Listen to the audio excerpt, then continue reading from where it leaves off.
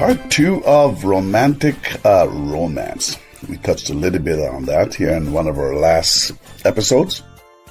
So we're just going to continue on with that here today. Well, let's talk about God romantic love first. Psalms 139:3 says, "You can comprehend my path and my lying down, and you're acquainted with all my ways." He knows everything about me, how I feel, where I live. Beautiful. Psalms 19:1 say that the heavens declare the glory of God, and the firmament his handiwork. Again, Romans 5:8 says, God shows his love for us in that while we were yet sinners, Christ died for us. This tells me that, when I look at the Creator and what he has done, it makes me feel special to be able to live accordingly, be healthy, and to see his majestic work.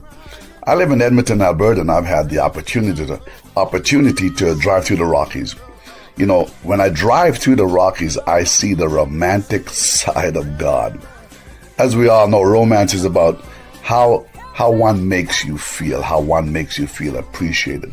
So when I look at the mountains, it makes me feel special just to think that I am in awe, being able to see his majestic love right before my eyes. I once asked someone that traveled across the Rockies for the first time, "So how did you find it? What did you think?" He says, "It was okay." They never saw the beauty that was right before their eyes, that so many have traveled all over the world just to come and just to drive through that area and just to see how beautiful God's creation is in this place. So when I also look at the beautiful sunset, it reminds me again that the heaven declares his glory. The beautiful flowers and the lilies is a reflection of his love. More importantly, it lets me know that I am appreciated, that I am loved. It's how God is making me feel. You can see where I'm going with all this, right? When I lived in northern Alberta, the skies would light up occasionally, and you would see like a green light cloud seemingly dancing in the skies. It's called the Northern Lights, which they are an atmospheric phenomena that's regarded as the holy grail of sky watching. You can check it out on YouTube, on Google, the Northern Lights. It's a beautiful phenomenon. So when I look at that again, you see the way that God is making me feel. And the way he makes me feel is pushing me to serve him more. It's pushing me to serve him unconditionally. That's what being romantic is all about. When you're being romance, there's nothing that you wouldn't do for the other partner because of how they're making you feel. So romance at any stage of a relationship, what does it do? It's going to help solidify the bond that you have. It reminds you of the uniqueness that you have with your partner, because every marriage, every relationship is unique in its own self. So I listened to a program here briefly from Marriage Matters that's hosted by Yvonne Campbell, her daughter Jody Cush, and the team that they have. And it was about imbalance in a relationship. And my mind was just going all over the place when I heard that imbalance in a relationship, what exactly is taking place. But my thought went to the fact that sometimes it seemed like it's only one that's trying to make this marriage work, while the other party thinks that things will just fall in place. Everything will work out, but as you know, it just doesn't work out like that. And you realize that when you came home one day, you found out that the house is empty. Now, all of a sudden, the bells are going off, but many times it just might be too late. What I'm saying is that you have to be aware of the signals that's right in front of your face. Many times it just can't get any plainer, guys. You see, some relationships that are imbalances, it's like driving a car. Let's take that for an example. When you apply the brakes, the vehicle is drawn to one side. Why? Because one of the front brakes is either likely sticking or it's worn down badly. But you continue to drive because you feel, you know what, as long as I keep my foot off the brake and I'm going forward, everything is all right. So you continue to drive like that for some time, and you get used to the inefficiency. You get used to the abnormality of how the unit is supposed to run. You get used to it, although you know it's not functioning right, and it's actually giving you a warning sign that you need to pay attention to me. Otherwise, it's going to cost you more in the end than it will in the beginning. So after a while, you realize, you know what? The repair could have been minimized, but you failed to act upon the warning that it was given you. A lack of romance will help you to decrease the desire that you should feel for your spouse. Look out for those warning signs, and especially as you navigate through life, especially when life gets so busy. Because statistically, many have said romance, it just makes them feel loved in the beginning. And as time goes on, it should still be 100% important. Couples that are married for a long time feel that romance has gone out of the marriage. Now they don't feel important. They don't feel loved. They don't feel desired. They don't feel uniquely special anymore. The behavior can go on for quite some time. So how do we nip that in the bud? You know what? Say what you want and how you'd like to be loved. Some might say, I never had to tell you that in the beginning, so why are we having this conversation now? Well, just joking now. It's right approach, right approach. Remember, right approach. You come off like that in an attack, and he's going to come back, and he's going to be very defensive and come back in an attack also. But it's romance that will keep the spark alive in your relationship. You can actually narrow it down to what is really happening. So romance is lost, and we feel disconnected. Why is this happening? Well, we both got busy with our lives. You know, we can't just blame it on just one individual. We're in this together. Remember, it's about we, not necessarily at times about me. It's about we, how you're going to make me feel, and vice versa. So we both got busy with our lives. Yes. We gained some unwanted weights. Okay. We took one another for granted. We failed to prioritize. Career and children came into the picture, and I put them first before my wife. All this, it's eroding what was once in place.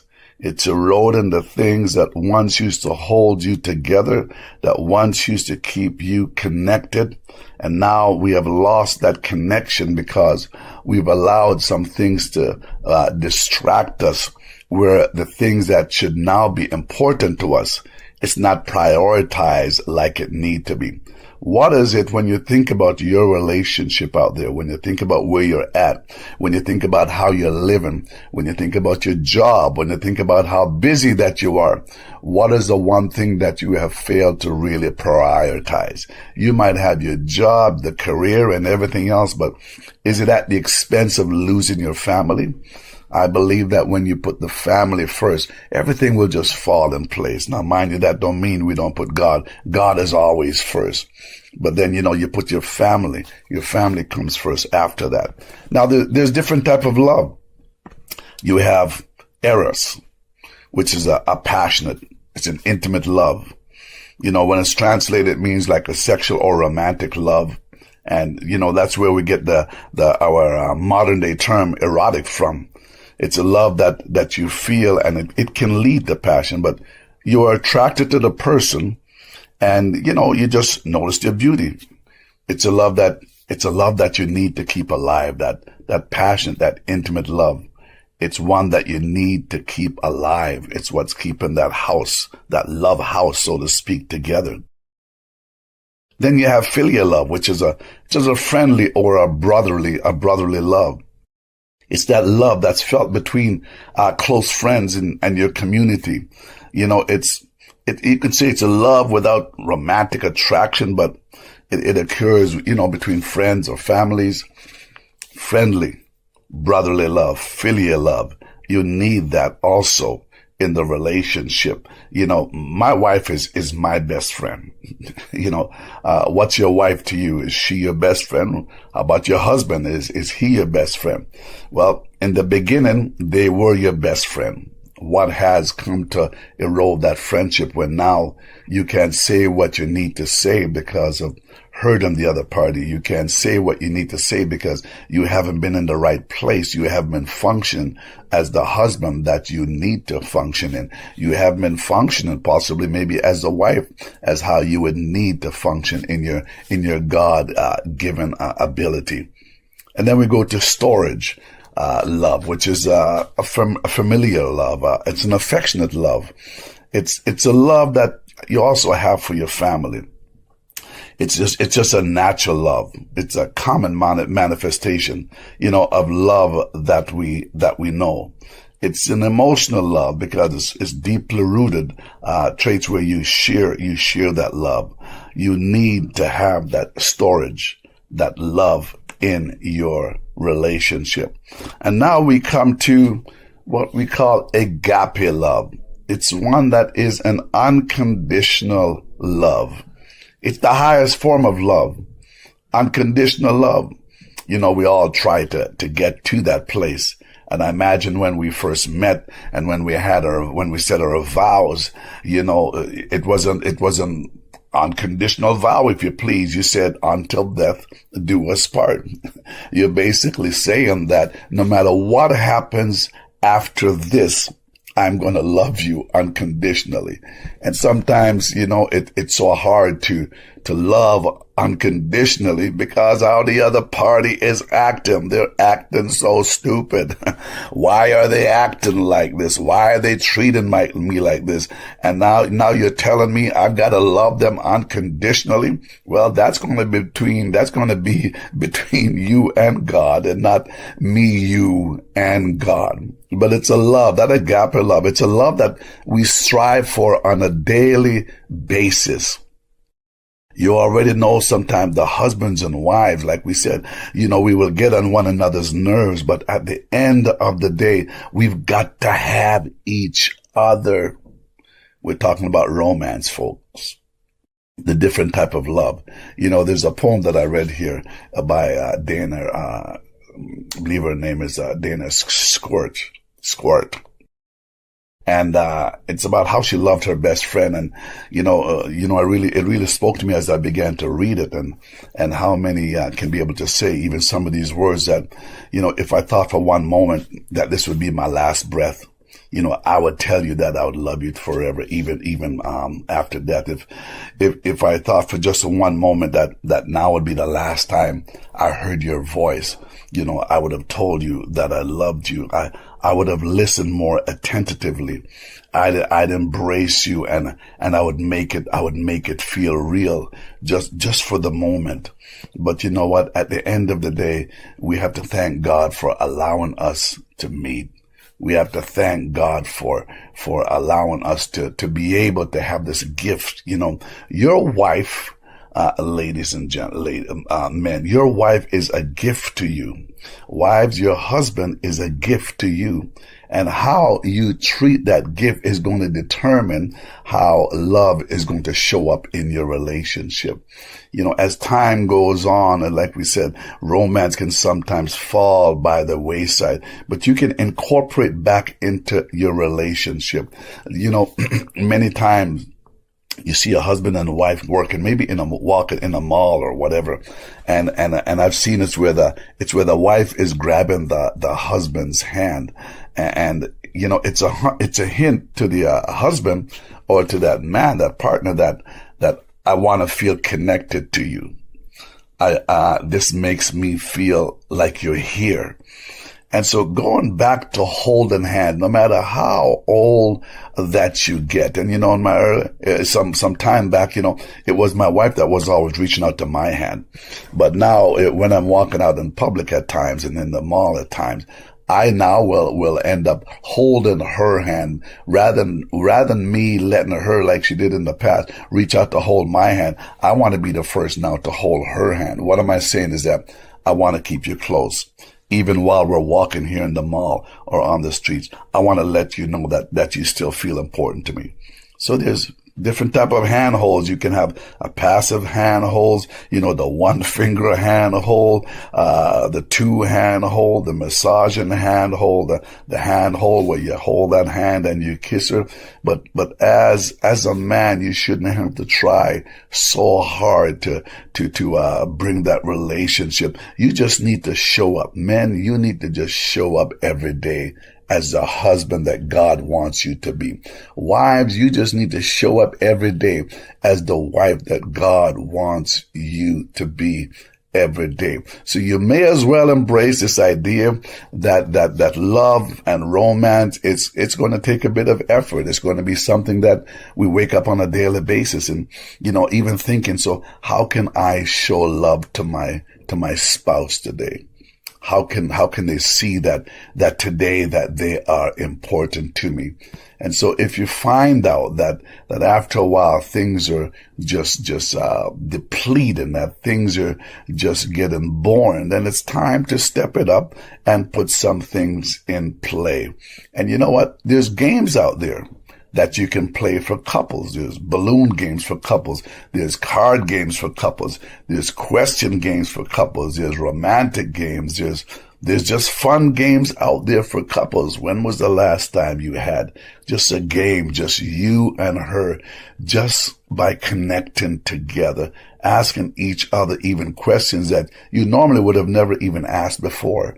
The questions that you might not never even ask when you were even dating, but having these games and these question games and whatever, it's just going to make her and going to make you feel special.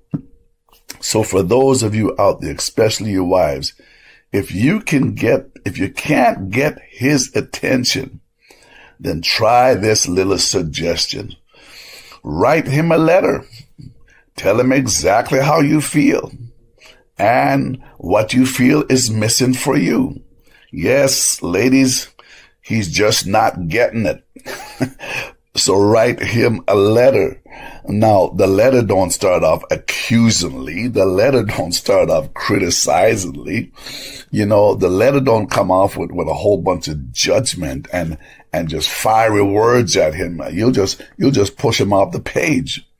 But you know what? Start out by just telling him and appreciating him for maybe the things that you have seen him done. Write him and let him know that, those things that he wants you to do, how it makes you feel. But maybe you're not just feeling that anymore. It's been a long time that you have been feeling that way. And so by him reading that letter, I know what you're going to say. I've told him 100 times and he just doesn't listen and whatever and so forth and so forth. Well, you know what? Give him the letter. You can even mail it to him if you wish. Put it in his lunch bag. Put it on the table. Put it in the glove box or wherever you want to put it, that he can actually see it so he can read it, because it could be possibly that now he might recognize how you are really feeling and how important this thing really is to you. So, ladies and gentlemen, romance. I know this is a bit short today, but romance. Don't let it die. It is important. It is a way of solidifying and connecting you together like you once had in the relationship. So for those of you out there that you feel that, things are slipping, things are not the way it used to be, but you want to get that love back again. You want to get that connection back again. Well, you can connect with me at tlcbonittogrange.com. We will help you get back on that path. We will journey along with you so you can feel connected again, because something has fallen by the wayside. The husband wants to feel loved again. The wife wants to feel love again. We want to be attracted to each other again. So this is what I do. I help couples connect back. I help couples that was once struggling can now go back to cuddling. Those that was once feeling like they're not loved to start to feel back in love again. Those that are not feeling love, they just feel like friends and just feel like roommates. Love and romance can come back again. But at the end of the day, you have to want to make it work. You have to want to say, this is what I want. Otherwise, nothing happens unless you want to. You've got to have a want to if you want to keep the romance in your life.